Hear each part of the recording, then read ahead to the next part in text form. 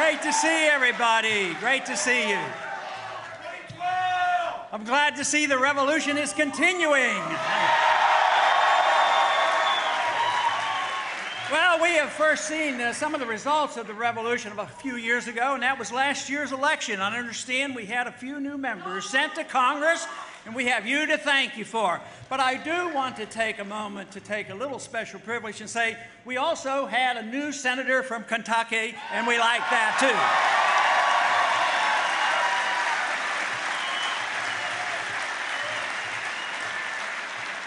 So there's a lot of exciting things going on. There is truly a revolution going on in this country, and we've been dealing with this and encouraging it because I do believe that we live in a time where we do need a change in attitude, a change in ideas. We don't need to just change the political parties. We need to change our philosophy about what this country is all about.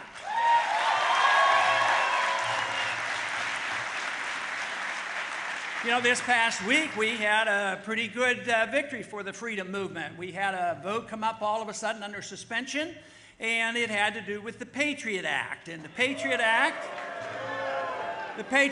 we know has nothing to do with patriotism. They always name it opposite of what it is. The Patriot Act is literally the destruction of the Fourth Amendment. That's what it's all about.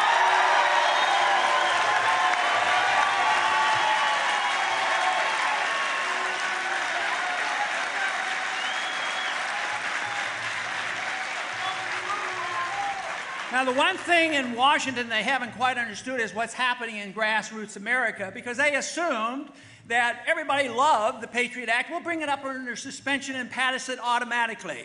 Well, we didn't get a majority vote, but they didn't pass it automatically with a 2/3 vote, sending a message that this country is waking up and we want to protect our civil liberties as well as our economic liberties.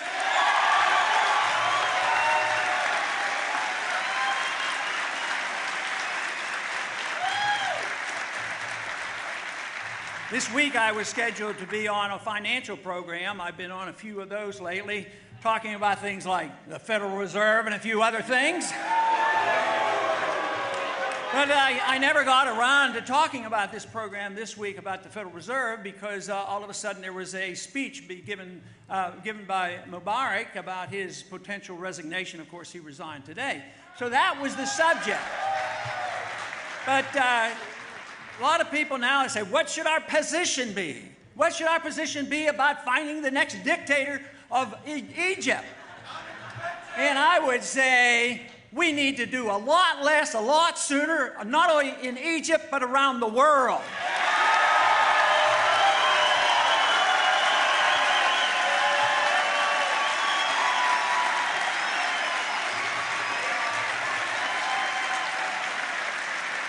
You know, some people want to argue with us about that and say we have a moral responsibility to spread our goodness around the world, and it's our obligation to do this.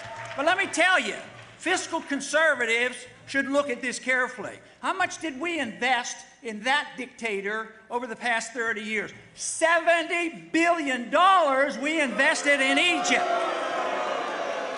And guess what? The government is crumbling, and the people are upset, not only with their government, but they're upset with us for propping up that puppet dictator for all those years.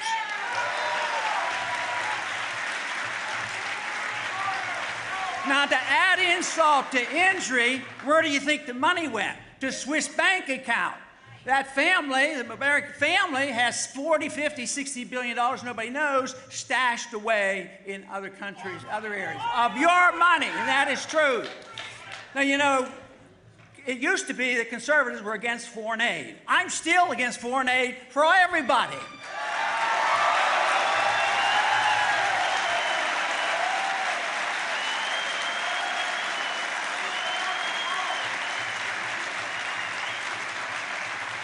Now, I have a saying that I've used to describe foreign aid. Foreign aid is taking money from the poor people of a rich country and giving it to the rich people of a poor country.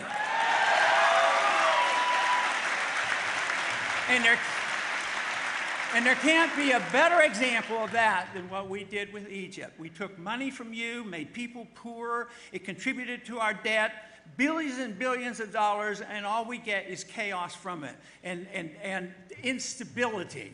There's nothing wrong with what the founders talked about. They talked about having friendships and trading, getting along with people, and staying out of the entangling alliance in the internal affairs of foreign nations when it's none of our business.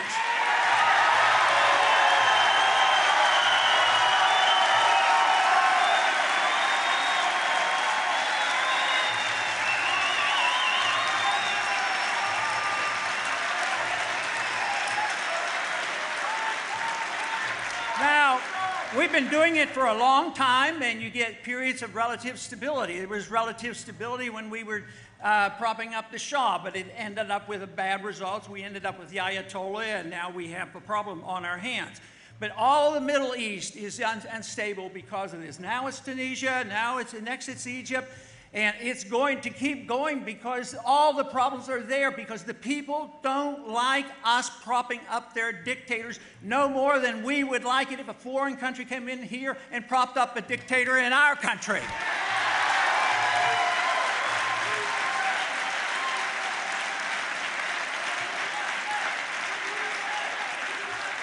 But the real danger is that this will most likely spread, and when it gets to Saudi Arabia and there's disruption there, then you are going to see some real problems. And it will be a partial consequence of our flawed foreign policy, and temporary stability does not guarantee stability that we need around the world. And besides, we just flat out don't have the money, and we shouldn't be doing it.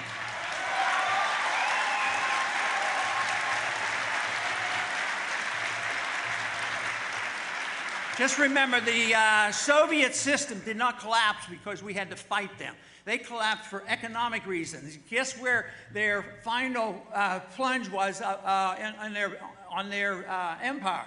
Afghanistan.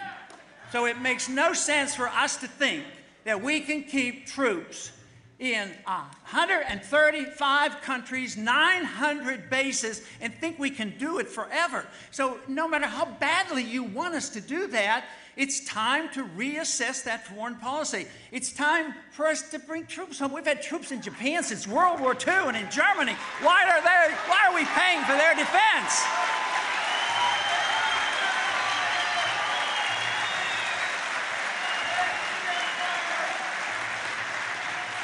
Now, you know, there's been a lot of talk about the budget deficit, and that's something that I was concerned about, you know, just a few years back, like 1976. And that's why I haven't voted for any appropriation bills during that period of time either. But people are starting to recognize it's bad. You know, we have to do something about it. We have to have a balanced budget amendment and all these things. But, you know, unfortunately, even in spite of the improvement in the Congress right now, we don't have the votes, which is tragic. It's going to continue. And we're going to continue to bail out. We're going to continue to spend the money. Nobody wants to cut. I'm sure that half the people in this room won't cut one penny out of the military. And the military is not equated to defense. Defense spending is one thing. Military spending is what Eisenhower called the military-industrial complex, and we have to go after that.